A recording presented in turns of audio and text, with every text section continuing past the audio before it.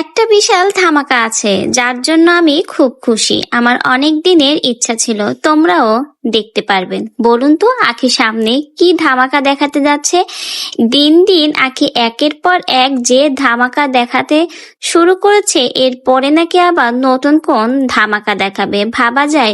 Social মিডিয়াতে বেশ কিছুদিন ধরে কিন্তু আখিকে নিয়ে নানা রকমের সমালোচনা শুরু হয়েছে।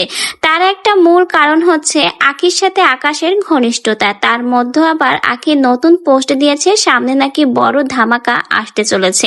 ভাই তাহলে এরপর আবার নতুন কোন ধামাকা দেখাতে যাচ্ছে আখি? সোশ্যাল মিডিয়াতে এমনি আহাদ আর আখির এই সম্পর্কের কথা প্রকাশ হওয়ার পরে কিন্তু নানা ধরনের গুঞ্জন ছড়িয়ে পড়েছে।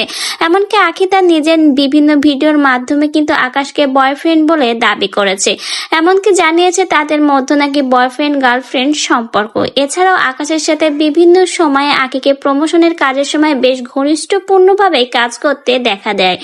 এতে কিন্তু সোশ্যাল মিডিয়াতে তাদেরকে নিয়ে এই গুঞ্জনগুলো শুরু হয়।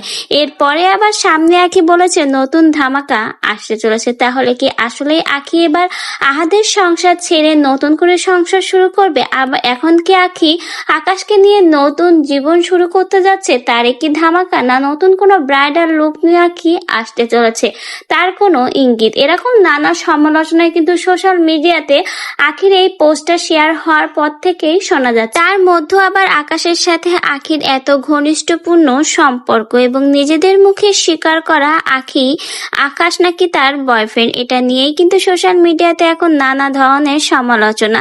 তো ব্যাস, আপনাদের কি মনে হয় আখির সামনে কি ধামাকা দেখাতে যাচ্ছে? আখি কি আসলেই আকাশের সাথে সম্পর্কে যুক্ত, না তারা আসলে খুব ভালো বন্ধু, না আখির সামনে কোনো অসাধারণ ব্রাইডাল লুক নিয়ে আসতে চলেছে? কোনটা হতে পারে আখির এই নতুন ধামাকার মধ্যে আপনার কি মনে হয়?